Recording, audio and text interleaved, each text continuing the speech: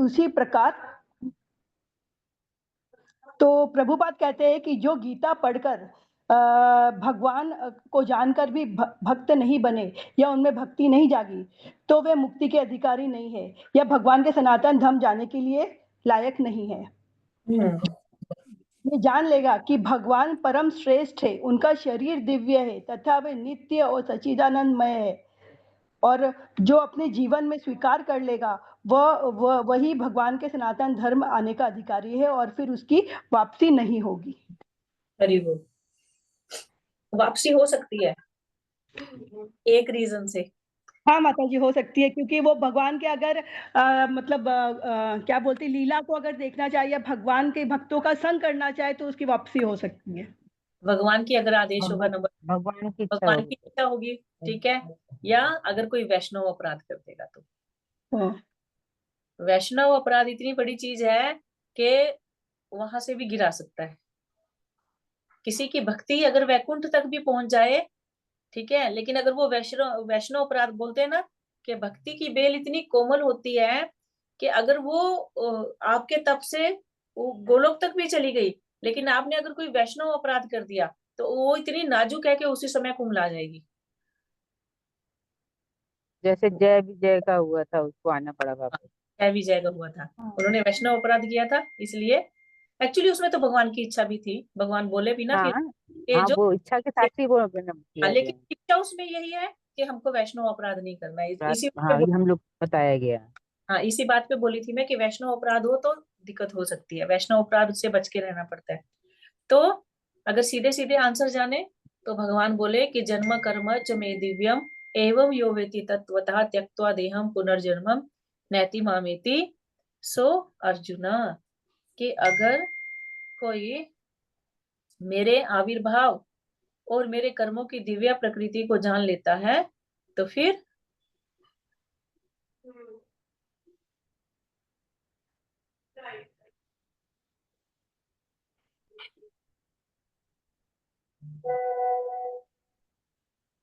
Okay, तो ये ऐसा व्यक्ति जो है फिर मेरे धाम से फिर वहां पे चला जाता है।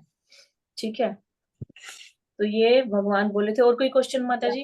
जी माता जी, एक और है, लेकिन एक जीवात्मा भगवान का दिव्य ज्ञान कैसे प्राप्त कर सकता है? अब बोलिए माता। किरण माता, एक मिनट, किरण माता जी प्लीज आप अपना ना माइक ऑफ कर लिया कीजिए, क्योंकि आप कुछ भी बात करते हैं, इधर उधर कुछ करते हैं तो डिस्टर्ब होता है फिर। ठीक है, एक माता जी थोड़ा सिमिलर ही है, एक जीवात्मा भगवान का दिव्य ज्ञान कैसे प्राप्त कर सकता है? ओके, दिव्य ज्ञान कब प्राप्त कर पाएंगे भगवान का? देखिए कल क्या पढ़े थे, जाइए उसमें देखिए, समझ में आएगा।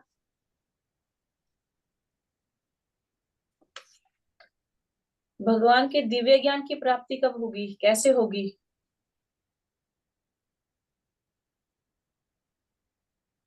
दिव्य ज्ञान या दिव्य प्रेम माता जी? माता जी पहले साधु संग तो करेंगे तब तो आस्ते आस्ते दिव्य ज्ञान हुआ। हाँ, पहले भजन क्रिया करेंगे, साधु वो होगा, फिर अनर्थ निवृत्ति, शास्त्रों का ज्ञान, ये सब करके ही दिव्य ज्ञान, लास्ट में प्रेम आता है। यही ना माता जी?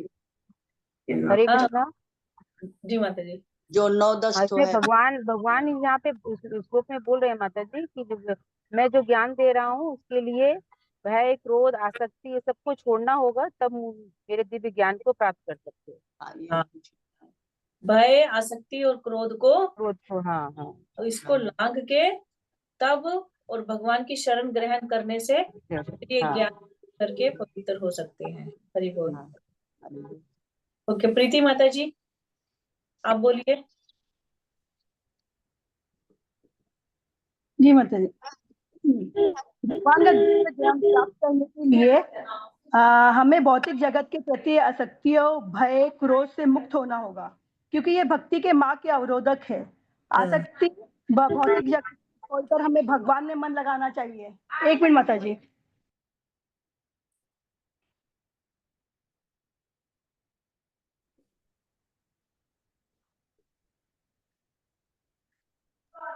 जी माता जी। आसक्ति भौतिक जगत की छोड़कर हमें भगवान में मन लगाना चाहिए। भय जो कि कोई चीज खोने का डर है जो हमेशा हमारे में बना रहता है, उसे छोड़ना होगा। क्रोध हमारे अंदर अविश्वास को पैदा करता है, विश्वास को ठेस पहुंचाता है, मनुष्य को भक्ति से दूर करता है। भगवान के प्रति निष्ठा, भगवान की क्रिया और भक्तों का संग जब करने से रुचि भगवान में बढ़ेगी, भाव और प्रेम बढ़ेगा, और फिर पूर्णतया हम भगवान के से प्रेम करेंगे। तब भगवान कहते हैं कि मुझे प्राप्त कर लोगे और मेरा ज्ञान भी प्राप्त कर लोगे। ओके, हरि बोल। थैंक यू माता जी, बहुत अच्छा हो गया। और भी है कोई क्वेश्चन क्या? नहीं माता जी, हो गया। ओके, ठीक है। तो ये हम लोगों का 10 नंबर तक कंप्लीट हो गया था। और इसमें भक्ति की क्रियाएं क्रियाएं हम लोग जोड़ सकते थे क्वेश्चन कि भक्ति की क्रियाएं क्या क्या है। माता जी मुझे यही वाला क्वेश्चन ही मतलब ये नहीं समझ में आया भक्ति की क्रिया। मैं आपको पूछने वाली थी माता जी, ये थोड़ा बताइएगा भक्ति की क्रिया क्या होती है। भक्ति रसामृत सिंधु में शिला रूप गोस्वामी ने भक्ति की 9 क्रियाएं बताई हैं कि आत्म साक्षात्कार से आरंभ होती है। इससे क्या होगा, पहले क्या करना होगा, भक्तों का संग, श्रद्धा आनी चाहिए। आप बोले माता जी अलम। हाँ बोलिए माता जी। हाँ, हमें भी आता है बेटा। जैसे पहले की श्रद्धा श्रद्धा रखनी चाहिए, फिर भजन करेंगे तो हमारा उसमें रुचि होगा, फिर अनर्थ निवृत्ति, भगवान का नहीं संग नहीं नहीं, पाकर हमारी। हाँ, छूट रहा है। वो मेरा पहले उस टाइम वो हो गया था, थोड़ा श्रद्धा, वो म्यूट हो गया था मेरा, वो नेट मतलब चला पहले गया था, बोला नहीं सुन पहले लिया। साधु संग होगा, भजन क्रिया नहीं, होगा। श्रद्धा फर्स्ट में, श्रद्धा फिर भजन फिर अनर्थ गलत निवृत्ति। है, दोनों गलत है आप लोग। सबसे पहले श्रद्धा होगी, फिर उसके हाँ, बाद भक्तों का संग होगा, भक्तों के संग में अच्छा। रह के भजन क्रिया होगी। और जब भजन हम्म, क्रिया होने लगेगी तो हमारे अंदर में जितने कल्मश है, अनर्थ है, कलमा से वो निकल जाएंगे। हाँ। वो निकलेंगे। भजन क्रिया, हम्म, फिर अनर्थ निवृत्ति, फिर उसके बाद निष्ठा, भगवान के हाँ, प्रति, भक्ति के प्रति निष्ठा आएगी। निष्ठा फिर आएगी रुचि आएगी, तो आसक्ति, रुचि, आस- रुचि रुचि फिर रुचि भाव। होगी नहीं, रुचि के प्रेम, बाद आसक्ति आएगी। आसक्ति, भाव, प्रेम। हाँ, भाव आसक्ति, प्रेम। और आसक्ति के बाद भाव, और फिर प्रेमा भक्ति। ठीक है, हम्म, तो ये भजन की 9 क्रियाएं हैं। जी एक बार फिर से रिपीट कीजिएगा ना। भक्ति की श्रद्धा, नौकरियां माता जी कि भजन की नौकरियां। भजन, भक्ति की 9 क्रियाएं, भक्ति की नौकरियां हैं। भक्ति की 9 क्रियाएं हैं। ठीक है, श्रद्धा, साधु संग, भजन, भजन क्रिया, अनर्थ निवृत्ति, फिर उसके बाद अनर्थ निवृत्ति के बाद निष्ठा, रुचि, आसक्ति, भाव, प्रेम। ये भक्ति की 9 क्रियाएं हैं। ठीक है, ठीक है। आगे तो आज 11 नंबर से शुरू करते हैं। ओम नमो भगवते वासुदेवाय, ओम नमो भगवते वासुदेवाय, हो ओम गया था। नमो अरे भगवते वासुदेवाय। यादव हो गया था माता जी, आज 12 पंगु लंघायते गिरिम यत् कृपातमहं वन्दे श्री गुरुदीनतारिणे परमानंद माधवम श्री चैतन्य ईश्वरम। हरे कृष्णा शरणम श्री कृष्ण।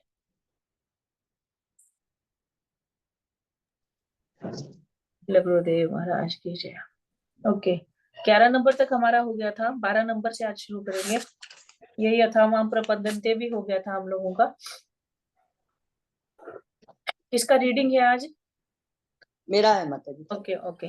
कांक्षतः कर्मणां सिद्धिं, कांच कांचचन्तः कर्मणां सिद्धिं, यजन्त इह देवता, यजन्त इह देवता, क्षिप्रं हि मानुषे लोके, क्षिप्रं हि मानुषे लोके, सिद्धिर्भवति कर्मजा। सिद्धिर्भवति कर्मजा। हरे कृष्ण। इस संसार में मनुष्य सकाम कर्मों में सिद्धि चाहते हैं, फलस्वरूप वे देवताओं की पूजा करते हैं।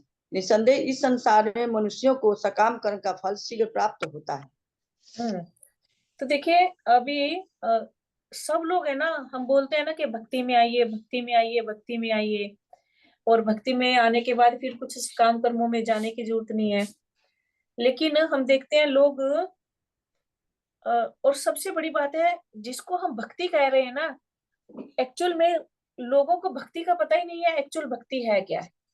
हम लोग क्या करते हैं, हम लोग जो सकाम कर्म कर रहे हैं ना, उसको हम भक्ति का नाम दे रहे हैं, है ना। और आप देखोगे जो लोग सकाम कर्म बोल मतलब भक्ति बोल के जो कर रहे हैं, वो ऐसे लोग ज्यादा है, सकाम कर्मों वाले लोग ज्यादा है, ठीक है। तो ज्यादातर इसको कैसे समझेंगे हम लोग,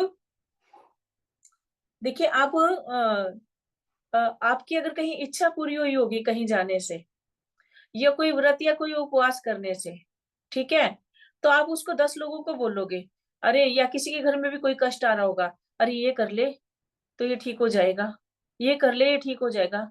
जैसे हम उधर देखते थे को, तो वो बोलते थे कि कोई इच्छा होती थी मन में, तो वो सुबह सुबह श्याम बाबा के यहाँ पैदल जाके फेरी लगा के आते थे कि इतना करने से पूरा हो जाता है, ठीक है।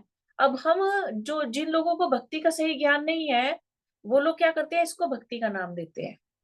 तो एक्चुअल में क्या हो गया, ये एक सकाम कर्म में आ गया, क्योंकि हम कोई इच्छा को पूर्ण करने के लिए वो पर्टिकुलर काम कर रहे हैं, कोई यज्ञ कर रहे हैं, कोई उपवास कर रहे हैं, या कोई फेरियां दे रहे हैं, ये सब, या कोई दान पुण्य कर रहे हैं, उसके पीछे भावना क्या है कि हमारा ये काम हो जाए।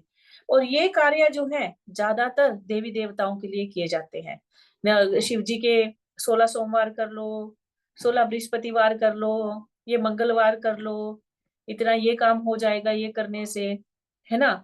तो ये क्या है, ये सकाम कर्म है। और हम देखते हैं कि सिर्फ 16 सोमवार करने से या कोई छोटा मोटा कुछ करने से वो बात पूरी भी हो जाती है।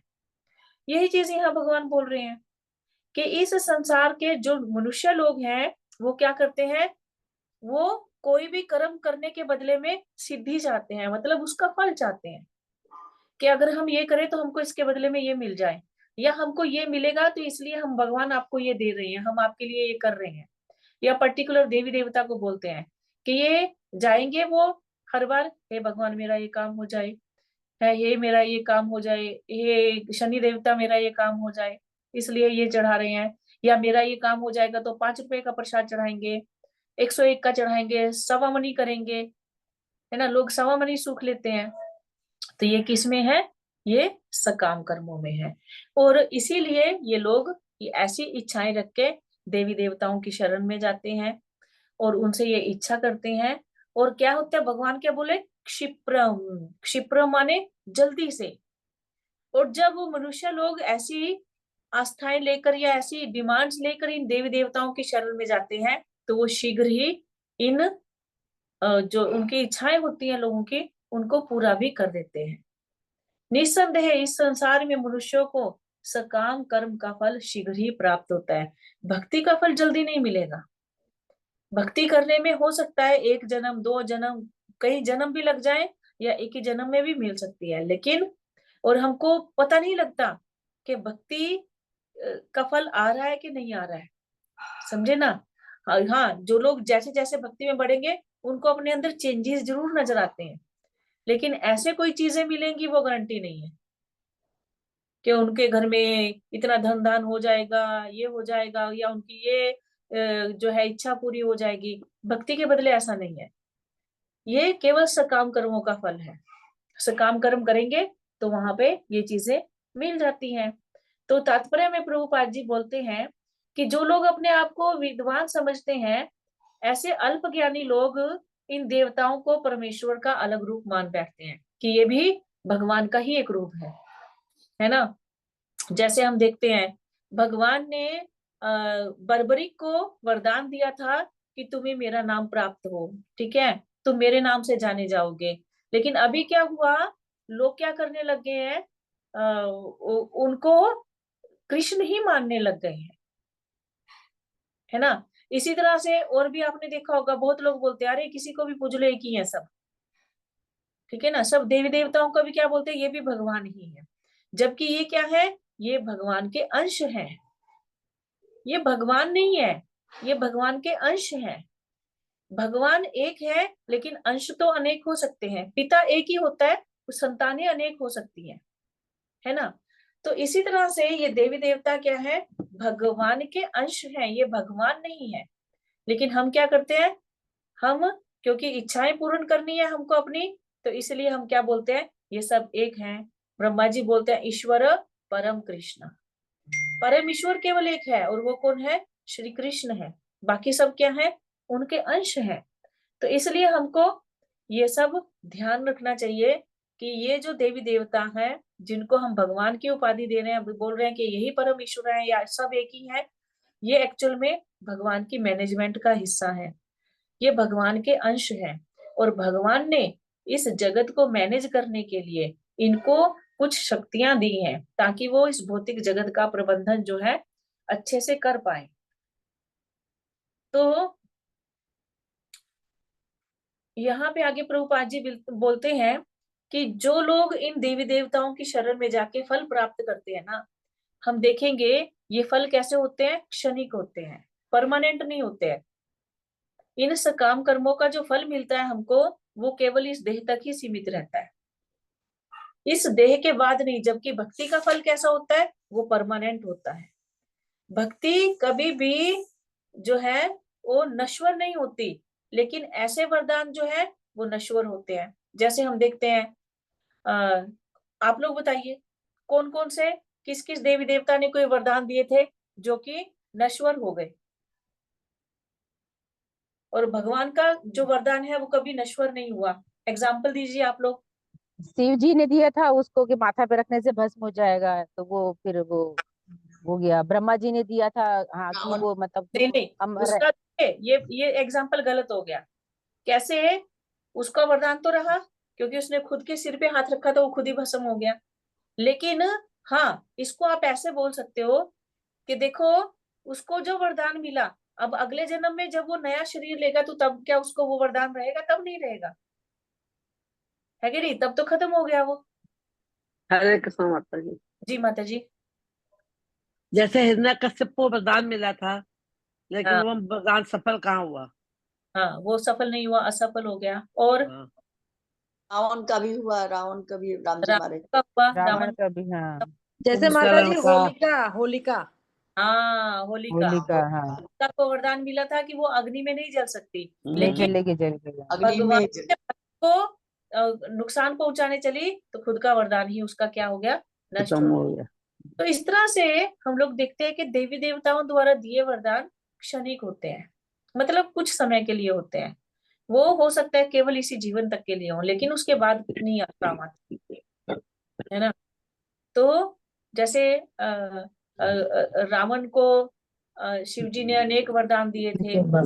क्या वो जो, हरे कृष्णा, प्लीज अपना म्यूट कर लिया कीजिए, मेरी हाथ जोड़ के आप लोगों से प्रार्थना है कि आप लोग प्लीज म्यूट कर लिया कीजिए, बार बार परेशानी होती है। और कभी कभी मैं देखती हूँ जब क्लास शुरू होती है तो आप लोगों के, बहुत लोगों के अनम्यूट होते हैं और आपके घर की बातें जो है सब लोग सुन रहे होते हैं, फिर मैं म्यूट करती हूँ। तो आप लोग ध्यान रखिए, मुझे कुछ फर्क नहीं पड़ेगा, आपके घर की बातें बाहर निकलती हैं, है ना। किसी टाइम देखिए, हम काम वालों से काम कराते हैं, किसी के ऊपर चिल्लाना पड़ता है, कोई हो सकता है किसी टाइम ऐसा भी हो सकता है कोई ऐसी पर्सनल बात कर रही हो और फिर सबके सामने ऐसे हो रही हो। तो आप प्लीज थोड़ा ध्यान रखा कीजिए, जैसे ही ज्वाइन करते हैं आप सबसे पहले म्यूट किया कीजिए अपने आप को, उसके बाद बात किया कीजिए। हरे कृष्णा। तो ऐसे वर जो है वो जो है भगवान प्रभुपाद जी बोलते हैं, इस संसार के देवता और उनके पूजक इस संसार के संहार के साथ ही विनष्ट हो जाते हैं। तो हम इनको प्रसन्न करके कितने भी बड़े वरदान क्यों ना प्राप्त कर लें, कितने बड़े पद क्यों ना प्राप्त कर लें, लेकिन वो शरीर के साथ ही नष्ट हो जाएंगे। अगर कुछ परमानेंट रहेगा तो वो क्या रहेगा, भगवान की भक्ति, भगवान के प्रति प्रेम, वो रह सकता है। वो अगले जीवन में भगवान बोले ना कि अगर किसी, अर्जुन पूछा कि अगर किसी की भक्ति इस जगत में अधूरी रह जाए तो उसका क्या होगा, भगवान बोले अगले जन्म में फिर से वहीं से स्टार्ट होगी उसकी भक्ति। ऐसा नहीं कि वो पहले की हुई भक्ति विनष्ट हो जाएगी, वो उसको आगे बढ़ाने का मौका मिलेगा। तो ये भक्ति का प्रभाव है, और विनष्ट होने वाला ये सकाम कर्मों का फल है। और जैसे सकाम कर्मों जैसे का फल माता जी, हम देवी देवताओं की शरण में जाते हैं। अगर हम भगवान की शरण में जाएं, जैसे पिछले श्लोक में हमने पढ़ा था कल अकाम सर्व कामो मोक्ष काम उदारधि तीव्रेन भक्ति योगेन यजेत पुरुषम परम। कि अगर चाहे हम हमारे अंदर कोई इच्छाएं भी हो, अगर हम भगवान की शरण में जाएंगे तो वहां पे चांस है कि वो हमारी जो शरण ली हुई है भगवान की, वो धीरे धीरे शुद्ध भक्ति की ओर चली जाए, है ना। आगे में चलते हैं। चातुर्वर्ण्यं मया सृष्टम् चातुर्वर्ण्यं मया सृष्टम् गुणकर्म विभागशः गुणकर्म विभागशः कर्तारमपि माम् तस्य कर्तारमपि माम् विद्य कर्तारमव्ययम् विद्य कर्तारमव्ययम्। हरे कृष्ण। प्रकृति के तीनों गुणों और उनसे संबंध कर्म के अनुसार मेरे द्वारा मानव समाज के 4 विभाग रचे गए। यद्यपि मैं इस व्यवस्था का स्रष्टा हूँ, किंतु तुम यह जान लो कि मैं इतने पर भी अव्यय अकर्ता हूँ। तो हम पहली लाइन को पहले अच्छे से समझेंगे। चातुर्वर्ण्य मया सृष्टम गुण कर्म विभागशा। भगवान बोले कि इस जगत में ये जो वर्ण आश्रम है, वर्ण आश्रम में क्या है, 4 वर्ण है और 4 आश्रम है। चातुर्वर्ण्य, यहाँ वर्ण की बात कर रहे हैं। तो ये जो 4 वर्ण है, भगवान बोले कौन बनाया, मया सृष्टम, मैं बनाया हूं। तो सबसे पहले समझेंगे कि 4 वर्ण कौन कौन से हैं। सबसे पहले बुद्धि, भगवान के सिर से जो उत्पन्न होता है। बुद्धि, बुद्धिमान जो वर्ग है, बुद्धिमान, जिनको बहुत बुद्धि देके भगवान ने प्रकट किया है, वो कौन है, ब्राह्मण। ठीक है। और ये जो है सतोगुण में रहते हैं ज्यादा। एक ब्राह्मण ज्यादा सतोगुण में रहता है, इसीलिए वो बुद्धिमान होता है। उसके बाद नेक्स्ट कौन सा है, क्षत्रिय माता जी। और क्षत्रिय बोला जाता है कि भगवान की भुजाओं से प्रकट होते हैं, और इसीलिए इनमें इनमें बल ज्यादा होता है, इनमें शारीरिक बल ज्यादा होता है। तो ये क्या होता है, ये जो क्षत्रिय वर्ग है, ये भगवान ने प्रशासन के लिए बनाया है।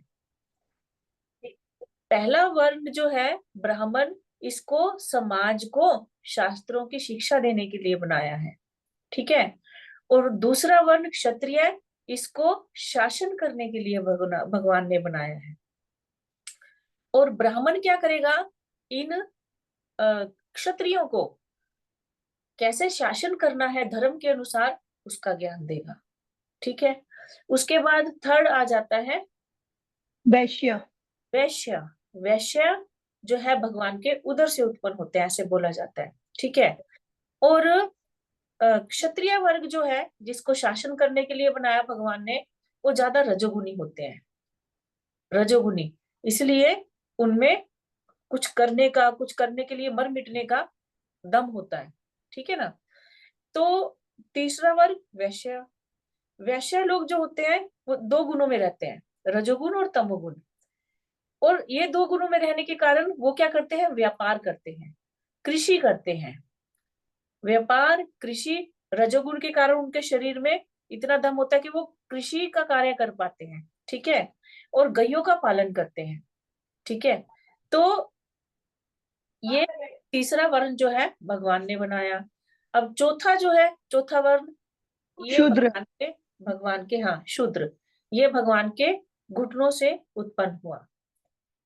इनमें भगवान ज्यादा बुद्धि नहीं दिए, लेकिन इनको आदेश पालन करने की क्षमता दी है, ताकि ये जो तीनों ऊपर के वर्ण है, ब्राह्मण, क्षत्रिय और वैश्य, इन तीनों की जो कार्य हैं, उन कार्यों को करने के लिए जो इनको हेल्प चाहिए, ये हेल्प कौन करेगा, शूद्र करेगा। तो इस तरह से ये 4 वर्ण दिए। तो भगवान ने ये 4 वर्ण दिए क्यों?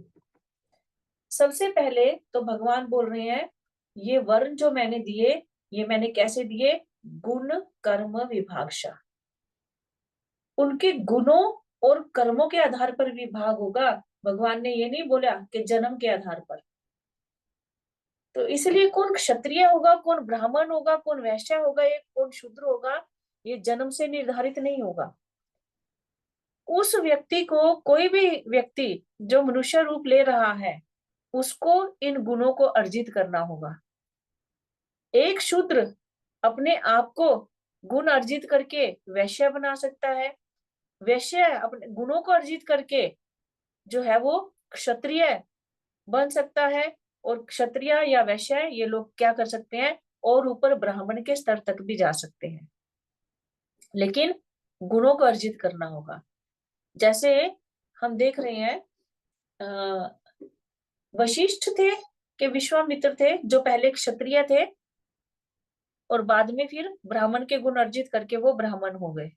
विश्वामित्र थे। विश्वामित्र। ठीक है, तो इस तरह से हम देख रहे हैं ये जन्म के आधार पर नहीं है। और अब हम समझेंगे कि भगवान ने इनको क्यों बनाया है। भगवान ने चारों वर्णों को बनाया है ताकि ये धीरे धीरे नीचे से ऊपर की ओर जाकर एंड में भगवान की भक्ति में स्थित हो पाए। ठीक है, क्योंकि इन चार वर्णों से ऊपर एक और है, वो है वैष्णव। वो ब्राह्मण से भी ऊपर होते हैं, वो ब्राह्मण के पद से भी बाहर निकल जाते हैं, मतलब ऊपर उनसे भी बढ़कर होते हैं।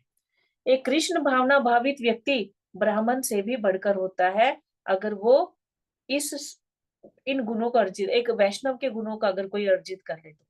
ठीक है, जैसे अब देखते हैं इस्कॉन में हम क्या देखते हैं कि कोई किसी भी कुल में उत्पन्न हुआ हो, ठीक है, सालों सालों थोड़ा थोड़ा साल पहले क्या होता है, हरिनाम पकड़ता है।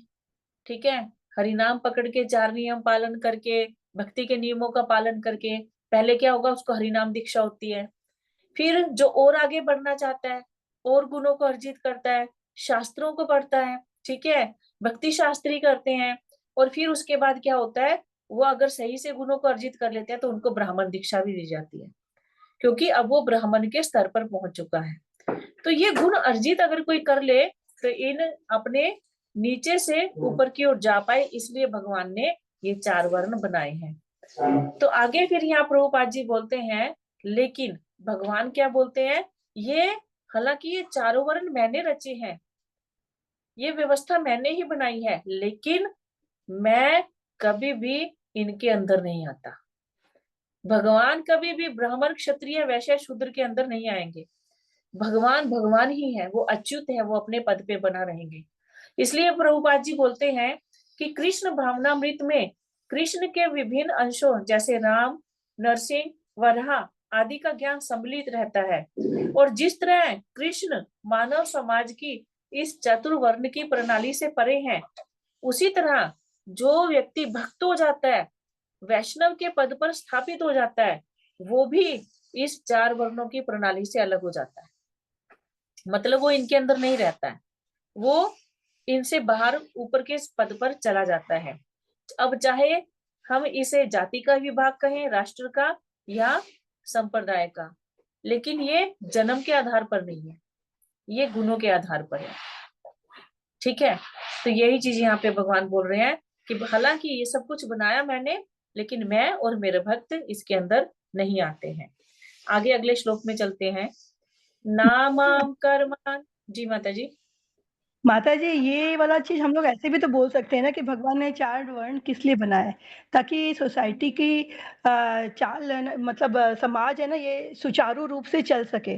अगर ये चार वर्ण नहीं बनाते तो ये सुचारू रूप से चलना भी तो मुश्किल हो जाता ना माता जी, कि कौन क्या ड्यूटी करेगा, किस हिसाब से करेगा फिर वो। हाँ, व्यवस्था तो ठीक करने के लिए बनाया ही है भगवान ने। इससे क्या होगा, दोनों चीजें होंगी, भौतिक जगत की व्यवस्था भी ठीक से होगी, प्लस अगर कोई इन वर्णों में रहते रहते अपने वर्ण का पालन करते करते, आप देखिए ब्राह्मण जो है, ब्राह्मण का कर्तव्य क्या है कि वो समाज को भक्ति का ज्ञान दे, शास्त्रों का ज्ञान दे। ठीक है, राजा का क्या कर्तव्य है, अभी ठीक है राजा वो पालन नहीं कर रहे हैं, वो बात अलग है, ये चारों वर्ण अपना अपना पालन नहीं कर रहे हैं, वो बात ठीक है, लेकिन एक्चुअल में जो कर्तव्य है राजा का, क्या कर्तव्य है कि वो देखिए उसकी जो जनता है, प्रजा है, वो सुखी है कि नहीं, और दूसरा वो धर्म में आगे बढ़ रही है कि नहीं। क्योंकि ये जितने राजऋषि थे, इन लोगों के राज्य में पूरे पूरे राज्य एकादशी करते थे, पूरे पूरे राज्य समय समय पर भक्ति के कार्य करते थे, लोगों को प्रेरित किया जाता था ताकि वो नीचे से ऊपर की ओर उठे, क्योंकि जितना ये भक्ति के कार्य करेंगे उतना ज्यादा वो धीरे धीरे ऊपर उठते जाएंगे। ठीक है, राजा का ये कर्तव्य था। और वैश्य का क्या कर्तव्य था कि वो देखे कि वो साधु संत जितने हैं सबका पालन करे सही से। गैया जो है, गैया धर्म की रक्षक है, धर्म की प्रतीक है गाय और बैल, है ना, तो उनको सही से पालन हो। तो ये सब का ध्यान कौन रखते थे? वैश्य रखते थे। और शूद्र जो है इन तीनों वर्णों का क्योंकि सेवा करते थे, तो सेवा करते करते उनसे उनकी भक्ति बढ़ती थी, और भक्ति में स्थित होके फिर क्या होता था, आगे आगे फिर उनका जन्म जो है उच्चतर योनियों में होता जाता था, है ना। तो ये इस तरह से ऊपर बढ़ाने के लिए था ये सारे कार्य, समाज की व्यवस्था के लिए भी और ऊपर बढ़ाने के लिए भी। ओके, अगला श्लोक में चलते हैं। न माम कर्माणि लिम्पन्ति, न माम कर्माणि लिपन्ति, न मे कर्म फले स्पृहा, न मे कर्म फले स्पृहा, इति माम योऽभिजानाति, इति माम योऽभिजानाति, कर्मभिर्न स बध्यते। कर्मभिर्न सबध्यते। हरे कृष्णा, मुझ पर किसी कर्म का प्रभाव नहीं पड़ता, नहीं मैं कर्म फल की कामना करता हूँ।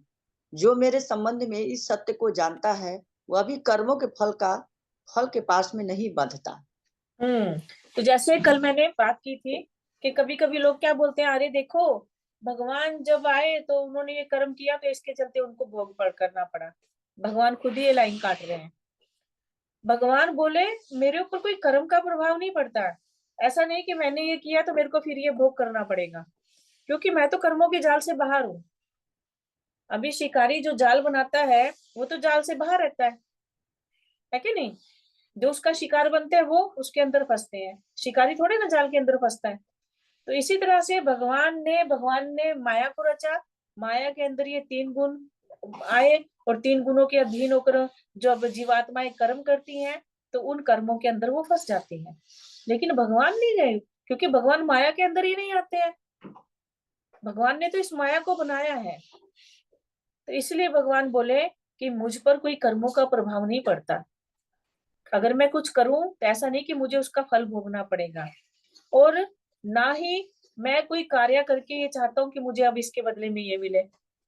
हम क्या है, हम तो किसी के लिए कुछ करते हैं, हमको क्या होता है, अब मैंने ये कर दिया तो ये जब तक ये मेरे को 150 लोगों के पास मेरा गुणगान नहीं करे, मतलब मेरे को चैन नहीं आएगा। अब हमारी ये भावना होती है ना। अब मैंने ये किया तो मेरा अब यहाँ पे नाम लिखा जाना चाहिए, मेरा ये होना चाहिए। भगवान बोलते हैं नहीं, मुझे ऐसी कामना ही नहीं है, मैं पूरे जगत का पालन पोषण कर रहा हूँ, उसमें कोई मेरा आभार मान रहा है तो भी ठीक है, नहीं मान रहा है मैं तो तब भी उनको। अब सूर्य की रोशनी है, बहुत से लोग नास्तिक है, बहुत से लोग सुबह से उठ के भगवान को गाली भी निकालते हैं, लेकिन क्या भगवान उनको हवा पानी धूप देना बंद कर देते हैं क्या? नहीं, क्योंकि उनको फल की कामना नहीं है कि नहीं। अब एक माँ है, एक माँ की अगर 2 संतान है, एक अच्छी है एक बुरी है, तो क्या अगर एक संतान होगी तो क्या माँ पालन करना बंद कर देती है? नहीं करती। क्यों? क्योंकि उसको फल की आशा नहीं है। भगवान बोलते मैं भी ऐसा हूं, मुझे कोई कर्म के बदले कोई फल की आशा नहीं है, और जो मेरे बारे में इस चीज को जानता है, मेरे इस परम सत्य को जानता है, भगवान बोलते वो भी कर्मों से परे हो जाता है, क्योंकि उसको पता है कि मेरे इष्ट ने क्या सिखाया कि नहीं, किसी कर्म के बदले फल की आशा नहीं रखनी है, तो इसलिए वो भी नहीं रखता, और इसीलिए वो फलों के पास में बंधता ही नहीं है, वो भी निष्काम भाव से कर्म करता है। जैसे भक्ति में हम देखते हैं, हम कितना कुछ भक्त जो है आगे बढ़ बढ़ के कितनी सेवा करते हैं। अभी भागवतम हुआ, कितनी सेवा की, कितना अच्छा से प्रोग्राम हुआ, कितना स्मूथ हुआ। लेकिन जैसे हम लोग बोले कि ठीक है, जैसे मैं ही बोल रही थी मीटिंग में कि एक एक दिन करके एक एक टीम को बुला के ऐसे अप्रिशिएट करेंगे, तो सब लोग क्या बोले, माता जी हमको जरूरत ही नहीं है, हमको जरूरत नहीं है। हाँ, अगर कोई नए सेवा वाले हैं जिनको अगर लगता है कि आपको जरूरत है, उनको कर दीजिए, हमको जरूरत नहीं है। समझे ना? तो ये भक्त हैं, भक्तों को भक्त भी जान जाते हैं कि फलों की अगर हम आस रखेंगे तो बंध जाएंगे, और इसलिए वो भी इससे बाहर निकल जाते हैं। यही चीज यहाँ पे भगवान बोल रहे हैं। यहाँ पे प्रभुपाद जी बोलते हैं कि एक राज्य का राजा जब कोई नियम बनाता है, वो किसके लिए होते हैं नियम? प्रजा के लिए होते हैं। अगर कोई दंडों का प्रावधान होता है तो वो प्रजा के लिए होता है, राजा दंडनीय नहीं होता है, और ना ही किसी राज नियमों के अधीन होता है। उसी तरह से भगवान इस भौतिक जगत के सृष्टा है, किंतु भौतिक जगत के कार्यों से वो प्रभावित नहीं होते हैं।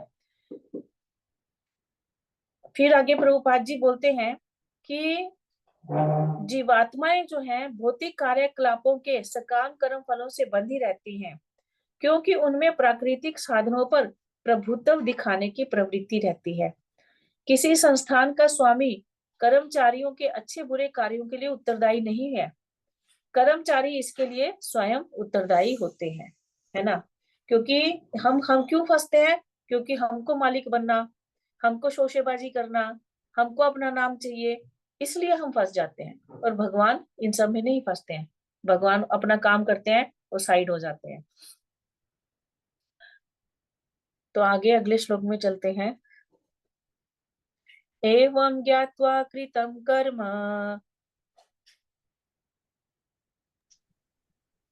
एवं ज्ञात्वा कृतं कर्म पूर्वैरपि मुमुक्षुभिः पूर्वैरपि मुमुक्षुभिः कुरु कर्मैव तस्मात् त्वं कुरु कर्मैव तस्मात् त्वं पूर्वै पूर्वतरं कृतम्। पूर्वै पूर्वतरम कृतम। हरे कृष्णा। प्राचीन काल में समस्त मुक्तात्माओं ने मेरी दिव्य प्रकृति को जान करके ही कर्म किया, अतः तुम्हें चाहिए कि उनके पद चिन्हों का अनुसरण करते हुए अपने कर्तव्य का पालन करो। हरि बोल। तो भगवान क्या बोले हैं कि पहले भी बहुत लोगों ने मेरे ये दिव्य प्रकृति को जाना, और मेरी दिव्य दिव्य प्रकृति को जान के उन्होंने जैसे मैं चाहता हूं वैसे ही कर्म किया, तो और उससे क्या हुआ? मुक्ति प्राप्त की, इस भौतिक जगत से मुक्ति प्राप्त की। इसलिए अब तुमको क्या चाहिए कि जैसे उन्होंने पालन किया वो सीखो। बहुत सारे आचार्य हैं, भगवान ने 12 महाजन बताए हैं, हर गुरु परंपरा में बहुत से महान महान आचार्य हुए हैं। तो हमको उनसे गुरु परंपरा में उन्होंने जो नियम दिए हैं, उन्होंने जो बोला है कि ऐसे करो ऐसे मत करो, तो हमको उनको ठीक से पालन करना चाहिए, उनसे सीखना चाहिए। और अगर हम उनकी बताई हुई चीजों का सही से पालन करेंगे तो भगवान बोले तुम भी इस भौतिक जगत से मुक्त हो सकते हो। तो यहाँ पे प्रभुपाद जी बोलते हैं कि मनुष्यों की 2 तरह की श्रेणियां होती हैं, 2 तरह के लोग होते हैं।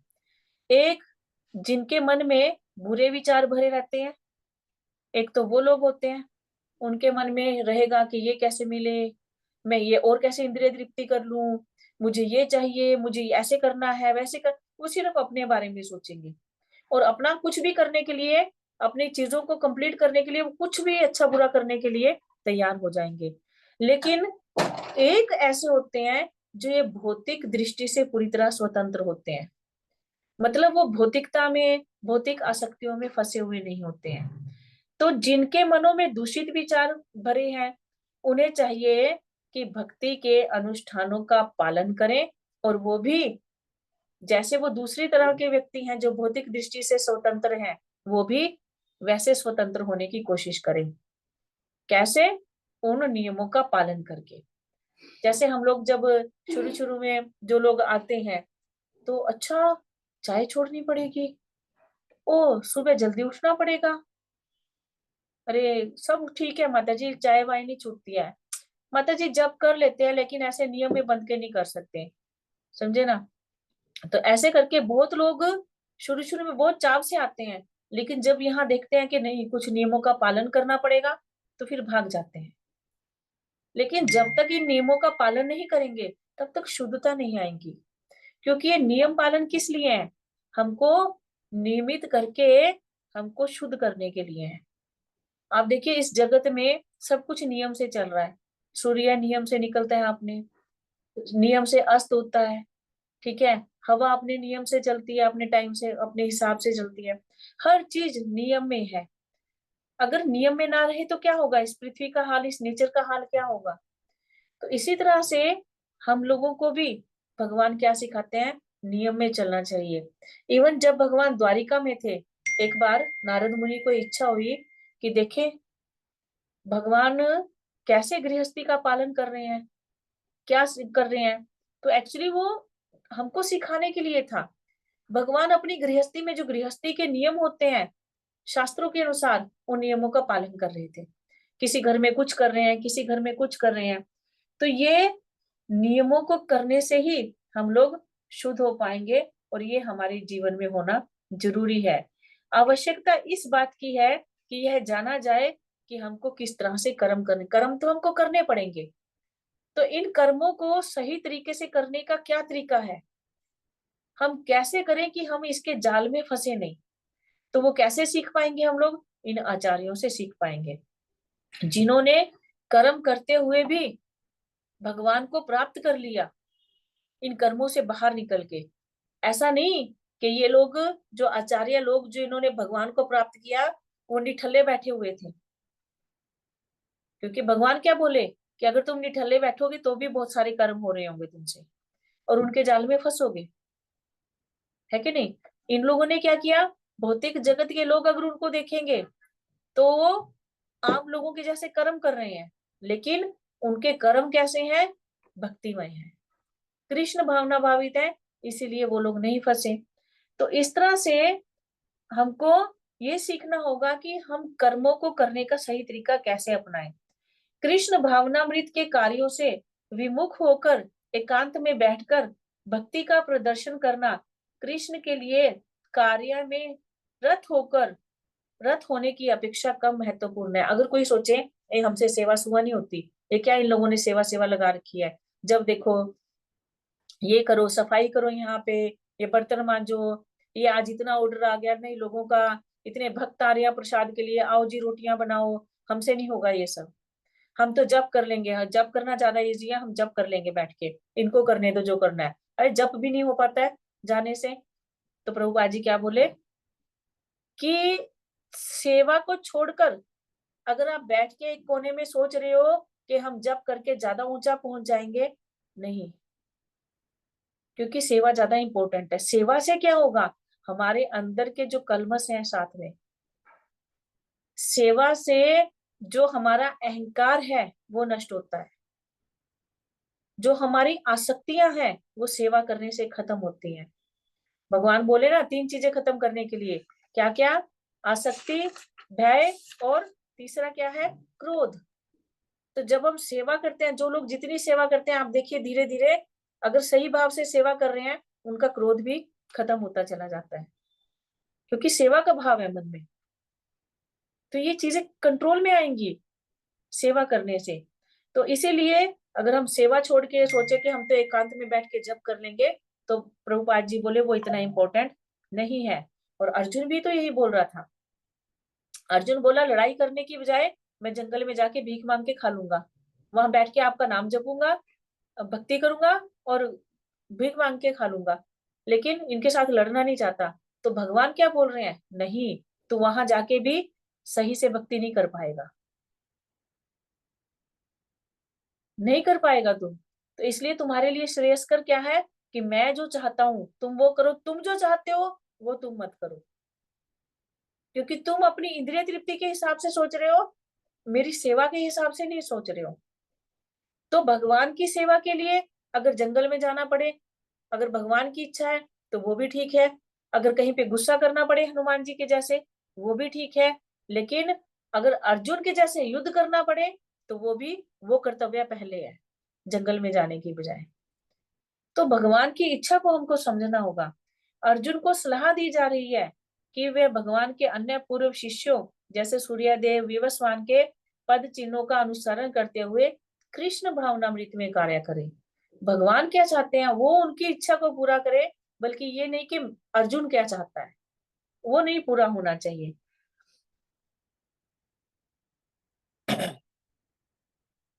तो आज मेरे ख्याल से टाइम हो गया। तो इस तरह से इन 3 श्लोकों में अगर हम थोड़ा सा सारांश करें तो भगवान बोल रहे हैं कि देखो इस जगत में, इस जगत को मैंने ही बनाया है, लेकिन मैं इस जगत से परे हूँ।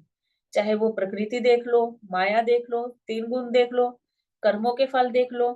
तो अगर तुमको भी ऐसे मेरे जैसे तुमको भी कर्म फलों से अलग होना है, इस माया से बाहर निकलना है, तो तुमको क्या करना होगा? जिन लोगों ने मेरी प्रकृति को समझकर वैसे ही प्रकृति को ग्रहण किया, मतलब नियम पालन करके इन गुणों से ऊपर उठे, कर्म फलों से बाहर निकले, तो उनको तुमको फॉलो करके तुमको क्या करना होगा? इनसे बाहर निकलना होगा। तब तुम मुझे प्राप्त कर पाओगे, तब तुम सनातन धर्म धाम को मेरे आ पाओगे। हरे कृष्णा। किसी का कोई क्वेश्चन है यहाँ पे तो आप लोग क्वेश्चन पूछ सकते हैं।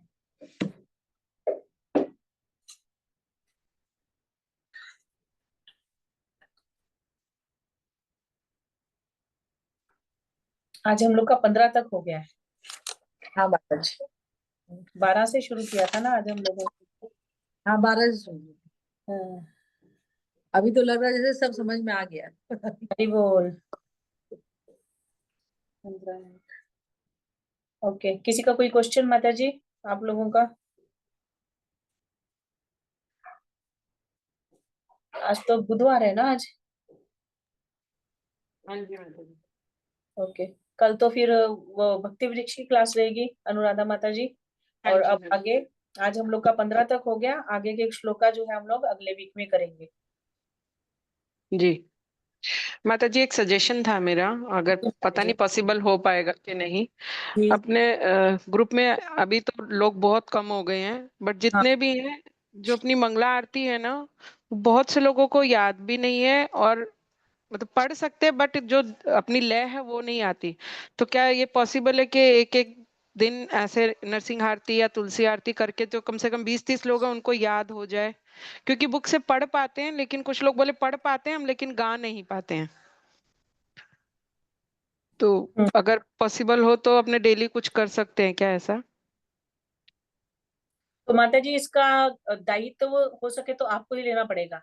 जैसे मैं क्लास 11:20 पे ऑन कर दूंगी, ठीक है? जी आप ऑन करके जो जो लोग हैं इंटरेस्टेड या जो भी होंगे उस टाइम पे, जितने 2, 4, 10, 20 जो भी होंगे, या क्लास के एंड में आप इनको करवा सकते हो, या स्टार्टिंग में। पूरी पूरी मत करवाइए, एक एक स्टेंजा करके करवा लीजिए। जी जी। एक एक पहले नरसिंह आरती लेते हैं, वो छोटी है, वो जल्दी कंप्लीट हो जाएगी, सबको याद जल्दी हो जानी चाहिए। फिर हम्म। तुलसी आरती ले सकते हैं, फिर मंगला आरती ले सकते हैं। जो बड़ा है उसको बाद में ले ले, छोटा है उसको पहले ले ले ऐसे।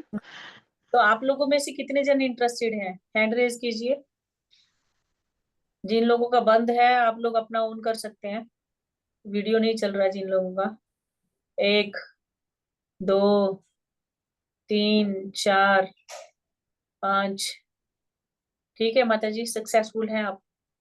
5, 6 जन उठा दिए हाथ। तो शुरू में करेंगे माता जी, बाद में फिर थोड़ा सबको उठने का जल्दी हो जाती है, 10 मिनट हाँ पहले कर सकते हैं। हाँ, वो कर सकते हैं क्योंकि बाद में फिर सबको लंच का और का रहता है। जी जी। रहता है तो पहले कर सकते हैं, ठीक है? कल से 11:15 11:15 कर दिया करेंगे क्लास ऑन।